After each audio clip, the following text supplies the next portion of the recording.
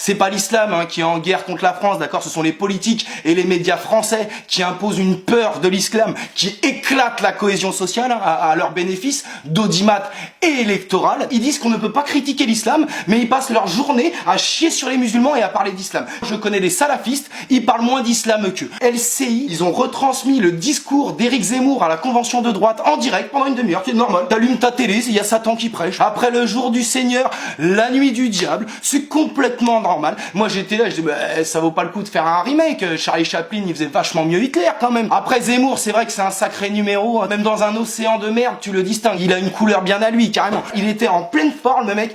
Il voulait épater Satan. Il a tout donné. Il a quand même dit les nazis étaient raides et intolérants. Mais de là à les comparer à l'islam...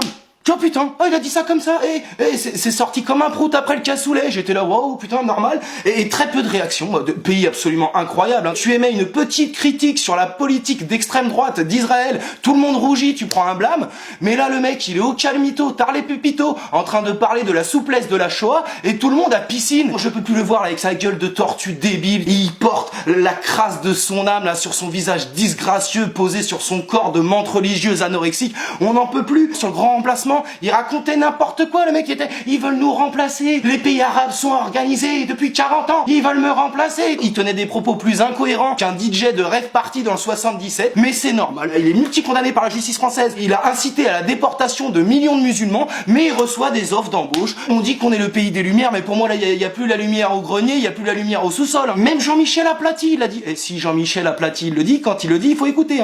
Jean-Michel Aplathy, il a dit, c'est pas normal qu'on laisse plus parler Dieudonné, si c'est pour laisser parler des gens comme Éric Zemmour. Il a dit Éric Zemmour, il est dangereux et malveillant. Et c'est vrai, Éric Zemmour, si tu le croises après la mort, c'est que t'es pas au paradis, clairement. Et carrément, Satan, il va l'utiliser comme panneau de signalisation. Je me répète, mais la mère d'Éric Zemmour, si tu nous l'avais avorté, celui-là, ça aurait quand même été un IVG de confort pour la société française. Et méfiez-vous, avec la convention de droite, parce que Marion Maréchal, elle va le faire. Elle est dans la salle du temps de la fils de puterie, là. Elle est en train d'apprendre tous les tricks. Elle va juste revenir avec un brushing en ayant enlevé son nom et en ayant appris par cœur la rhétorique pour les nuls. Ça va lui suffire pour être élu dans ce pays. Vous allez voir. Vous allez voir ce que je vous raconte. Et je me suis vu lucide, enfin je crois qu'être engagé mène au décès à la croix. Et j'aimerais être utile, enfin je crois.